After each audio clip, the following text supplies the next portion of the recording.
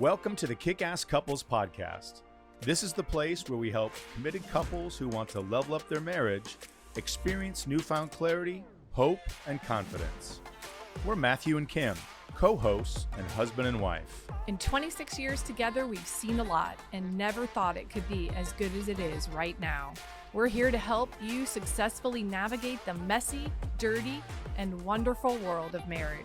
We believe all couples deserve and are capable of experiencing an extraordinary and fulfilling marriage. And each week, we're bringing you life lessons from real-life successful couples to help you grow and strengthen your relationship. We'll get started right after this message. If you want to learn how to experience the best, most fulfilling year of your marriage, we invite you to pre-order Matthew's new book, Kickass Husband, Winning at Life, Marriage, and Sex. You can get it at MatthewPHoffman.com. Again, that's MatthewPHoffman.com. And now, back to the show. We're excited to be coming to you right now and talking about an interview with a couple, Nick Lacovella and Chelsea Pezzola. They don't share the same last name because not everybody always does, even when they're married, right? But this is a young couple that are not married yet. So, Kim, everybody's going to want to know or ask the question, why would we be interviewing a couple that's not married on the Kick-Ass Couples podcast?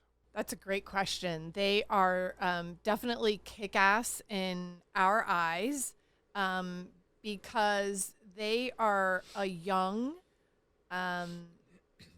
they're a young couple who have a terrific relationship, who are mature. They get it. They are doing things at an early stage in their relationship that are going to impact their relationship and its longevity. They're aware, they're smart, they get it. So they're kick-ass in my eyes. I think you would agree. Absolutely. And I think what's cool is that they're not married, but I'm not putting any pressure on them, but I could certainly see them getting married because they have all the components of a successful relationship that's founded on principles and virtues and values and qualities that we see in the 13 pillars that we have, certainly in the 3 C's that we're going to get into. And they are doing so much right.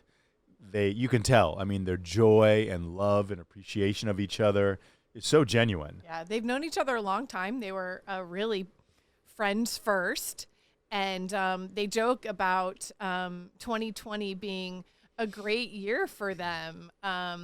Certainly it wasn't a great time for humanity, but it was a great time for them to reconnect, to both be back in their hometowns and to sort of renew their friendship and their relationship. And so 2020 ended up being an awesome opportunity for Nick and Chelsea.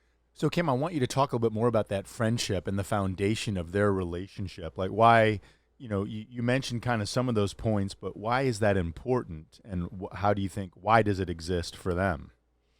Well, I think that they both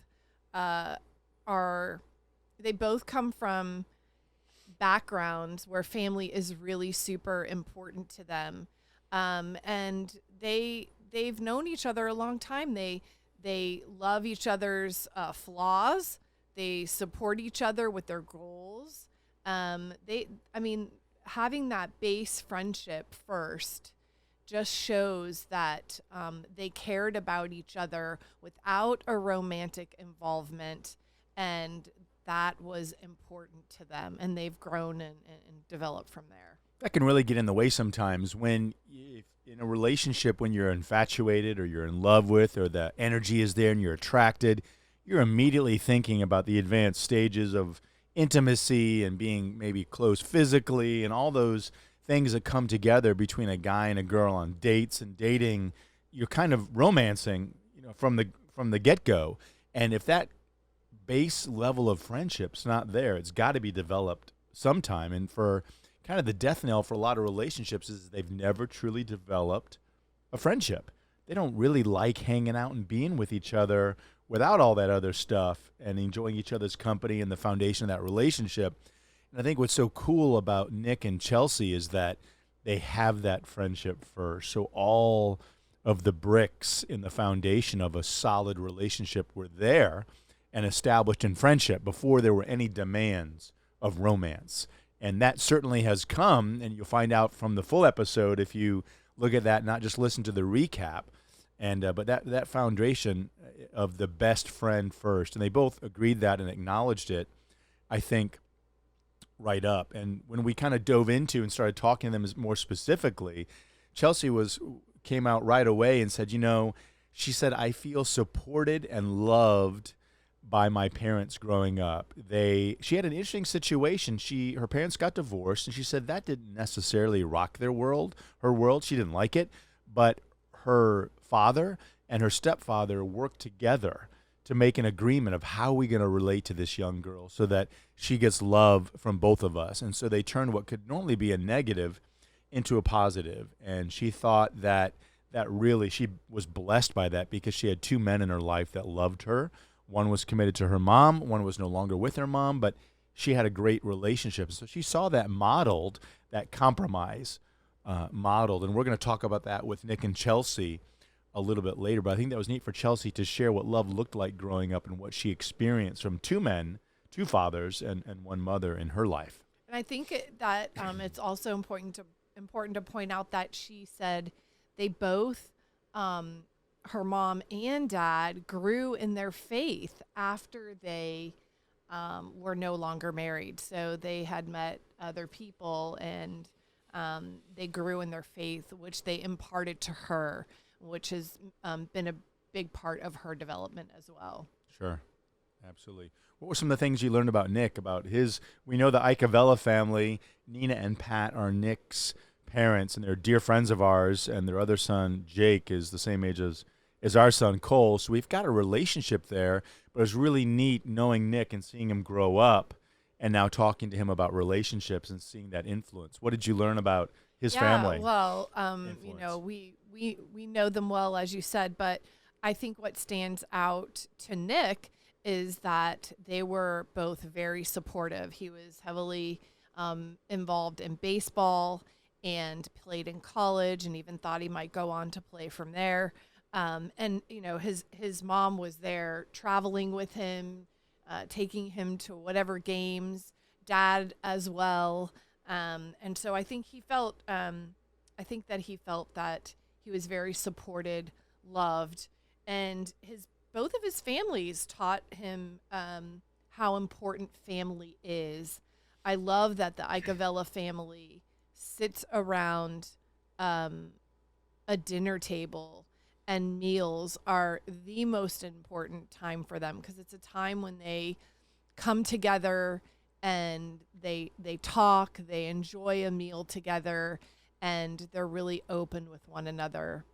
A lot of quality time in Nick's family and also Chelsea's, and spent over the dinner table and sharing food and talking about the day. And all the support that Nick felt is with two parents that worked full time. So obviously, there's so many couples that do it, but his parents both worked full time. His dad in the restaurant business, which I used to be in, and man, that is an unforgiving, tough, cruel business that just really demanding. Wants all your time. And yet he was still there, and Nick became a great cook too. I love because he worked in the restaurant, and his dad passed on that skill, and his mom too, and made that part of that family experience. And something that we talked about, friendship of Nick and Chelsea, and then we talk about that family time and what they each felt from growing up. And what the two of them did so well is they were able to have conversations with each other about what love looked like from their families of origin growing up and how that was going to roll into their own relationship together.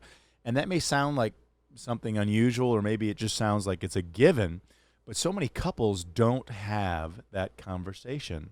They don't sit down and ask those specific questions and say, what did love look like in your family growing up? How did your parents demonstrate commitment? How did they communicate? How did they handle conflicts? Did they resolve them? What did they do? And by asking those questions and digging a little deeper into the 3 C's, which we think are really the foundation of all good relationships, you're helping love mapping and understanding, and you're creating communication, but you're understanding what your spouse or your partner is bringing to the relationship and what their viewpoint is. And that's so important if you're going to be effective in giving them and meeting what they need in the relationship. So if any of our listeners have not had that conversation, this is something that Kim and I have done and do all the time, and I'm still learning, but we've asked those deliberate questions about what love looked like growing up. How did your parents handle commitment? How did they communicate with each other? So if you haven't had that, I think, Nick and Chelsea are prime examples, like a lot of the couples that we've talked to who are kick-ass, and they've taken the time to ask those questions and build the relationship from the family of origin. And I can't tell you how important, and the payoff's incredible. Yeah. Another thing that they do is that they really try to appreciate their differences. They don't look at them as being a strain or a challenge. They actually take joy in those differences, and that's so mature. It is. Nick was able to talk about what Chelsea brings to him, and she said, "You know what? He's my human Xanax." I remember her saying in the interview. That's a great line.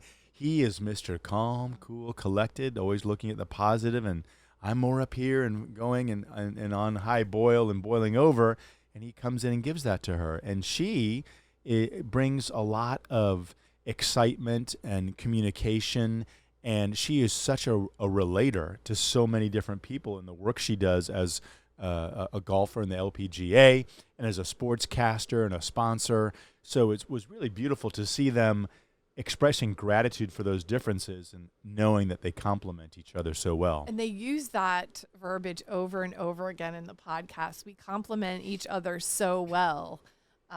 And so I feel like they are, again, light years ahead of where most young couples are in their relationship at their ages. So, yeah. When it comes to creating a kick-ass marriage, do you ever wonder how you're doing? We found that there are 13 key components that make up a thriving relationship, which is why we've created the Kickass Assessment. In this powerful free tool, you'll learn what they are and how you and your spouse are ranking in each one. And you'll get recommendations that will help you start improving today. To get your results, simply visit MatthewPHoffman.com. Again, that's MatthewPHoffman.com. It's time to start kicking ass. Let's go. And I think that they had a cool practice, Kim, that we've heard this from a lot of our couples, and I think they called it no noise time. Share with everybody what they do and what that means. Yeah, I thought that it was really great that they put away all of their devices, social devices, and they go on a walk together. They said that they typically walk across the Sarasota Bridge, and they do this just about every single morning. And so that is their no noise time. They filter everything else out. They take this walk and they just really talk about their relationship, about their hopes, about their dreams. And they talk about, okay, what kind of fun are we going to have? They bring so much fun and excitement to their relationship. And part of it is because they're really a dynamic duo. But the other part is they know how important that is to have in their relationship. That's a great example. People take walks. Kim and I ruck together, but making sure we have that disconnect time from everything else so we can reconnect to each other and getting all the distractions out of the way. I think that one thing that I loved, Kim, too, in just kind of diving a little deeper with Chelsea, is asking her what was important in a relationship. And she talked about some of the other pillars that we have. She talked about trust and honesty as being really important to her because she said, I want to feel secure in the relationship and know that it fits. And I don't want to have to think about, is he being honest with me? Can I trust him? And she said, that's not even an issue. And he makes her feel that way by his constant attention and awareness of what she's going through and meeting her what needs to be met in the moment, and that he's patient with her, her work, her process, her shortcomings. So he recognizes where she is, and he's relaxed with what she does and lets her be her. There's no guilt. She's in golfing and some of the announcing things she does. There's a lot of weekends involved, a lot of travel, which can be fun sometimes, nighttime and things that could be taxing on a relationship. But he understands that's what brings her joy, and that's her gift, and he's supportive of it. So it's not a divider.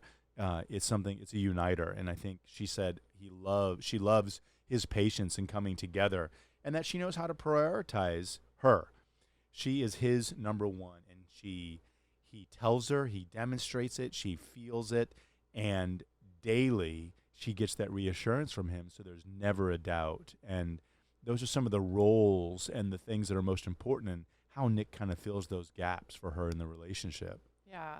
I think that one of the things that I appreciated Nick saying was that anything that they do together, they should both be happy. And I love that because he is not looking at the me or the her. He's looking at the we. And so we should both be happy. And he used a great example of, they were talking about tuxedos. And they were talking about, he, envisioned himself being in maybe a navy blue tuxedo. And For their Chelsea wedding, said, or a wedding. well, a wedding. A wedding they were going to, yeah. They didn't talk specifically that it was their wedding, Right. but he wanted to wear this blue tuxedo. And she said, oh, no. I got you. I just envision you in this black tuxedo. And, he thought about it. He paused and thought, do I really want to, is this important to me? Is it really important to me to wear a navy blue tuxedo, or can I just wear the black one? And he said, well, I thought I like black. So, okay, yeah, that's fine. I'll do the black. So I love how he just paused and took a moment to say, is this important? Do I really, do I really want to dig in here? Right. He said it wasn't a battle worth fighting. It wasn't that important. And he was willing to give in that and have compromise. And he said, compromise, right, is the key to success in any good relationship. And then she threw him a little bone. She goes, all right, honey, I'll let you pick whatever shoes you want. You can wear some really kicking shoes that you like. And Right. So he still has some say in his wardrobe for that wedding event, however it may be. Very funny. Well, Nick talked a little bit about his important pillar being faith, and that's really faith in the relationship and lasting love. They had he talked about sometimes people go into a relationship and it's real fiery and it's just, full on in the beginning, only to find out that these people are totally wrong for each other. And there really is no potential for lasting love. So he talked about how important that was to him. And he also shared a great story with us that he always knew in his heart that she could be the one. And he had a friend who asked him, what's going on with you? What's going on with Chelsea? And I think you're really into her. And this was years ago. This is not recent. This is years ago. And the friend said, well, let me ask you this. Do you really like her? Do you really think there's potential? Do you really think that, she could be the one? And he said, well, yeah, I really do. I kind of think that she could be the one. And the friend said, well, do nothing. Stay away. Come back to it later. Because the friend knew that he probably wasn't really ready for that relationship yet. Wasn't ready for it to get. Don't mess it up by Don't going mess too it up. fast just to have short-term pleasure for the long-term damage, right? Yeah. That it So could he do said, on the stay relationship. away from her. And he said that was the best advice that friend could have given him because he didn't pursue a relationship with her at that time. Yeah, and then they came He back. went to and- college. He, played baseball. He did his thing. And then, of course, they came full circle to this point in time where they are now. Yeah, one of the things I loved when Nick was talking about what's important to him and if he could give himself advice at the beginning of the relationship, he said, you know what? You have to have immediate recognition that you need to love and embrace life and all that it has to offer right in the moment you're in. He said it may sound crazy or cliche, but you got to live life to when an opportunity comes your way, take it and let it go as far as you can and stay in the moment and soak it up, because there's so many great things that people miss because they're worried about how it looks, what other people think, and instead of them soaking and living and experiencing, they're worried about relating it to somebody else instead of being in it and loving it themselves. And he said one of the things that ties them together so well is they both have that philosophy about life, about living it, loving it, embracing it, and sharing it with all others that they can. Yeah, I love that. Don't worry about what everybody else is doing, right? Let's just be in the moment that we're in right now and enjoy every bit of this. Yeah, and not be concerned about what other people are thinking or saying or doing, for that matter. Yep. I appreciated also what Chelsea said to us about, she spoke about past relationships. She talked about if she had to give herself advice, it would be that understand that it's going to take some hurt, some pain, some past experience to get to where you land with, and that's to where you come to the point of where you finally meet the one, right? Right. And so she just said, though, she look at those as opportunity. Don't look at it as, oh my gosh, I'm a failure. This is so horrible. Because every step of the way, she felt like led her to where she is right now so that she can appreciate and understand and respect what she has now with Nick. Sure. So everything was kind of preparing and leading her to this relationship. It was kind of a training ground for her to be ready to really be most effective in this relationship. And well, we talked to them about the concept of spillover thinking as well. And they love it when they can bring friends together, and that their relationship is kind of the reason that they're able to have other people come together and enjoy not just each other, but a lot of fun with each other and building. You know, she talked about sharing golf with other women or men. So that's her love and her gift. She's very good at it. And she loves when she's able to spill over those talents and have other people benefit them. And I think that Nick feels the same way. They are always looking for those synergistic opportunities where they can bless and help somebody else with their gifts. So these are not a lot of people look at millennials or the younger generation as they're only in it for them and they're doing things that they want and they're not focused on others. But this couple is a great example of actively looking to how can we bless others with what we've been blessed with. And they know that in doing that, that spills over to other people, and they're loving it. Yeah. And they're opening doors and allowing others in on the relationship, in on the giving, in on the loving. And they said, man, if you can find that with somebody where you both love to take your gifts and make others' lives better, that brings them a lot of joy. And so their goodness is just so naturally spilling over to all those other people that are in their life. They're cooking, they're hosting, they're having fun. And I love what Nick said. We are winning. This is a house of winners. Yeah, he joked and said, hey, if our kids ever bring home a second-place trophy, son, that goes in the trash. We're not holding on to that.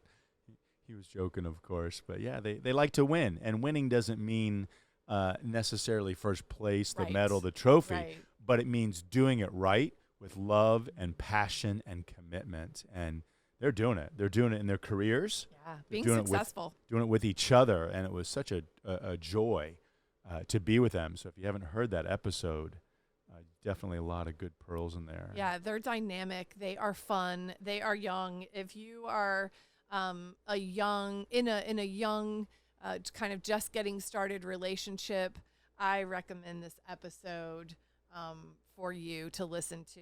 I think that there's a lot of good pearls in that episode for our young listeners.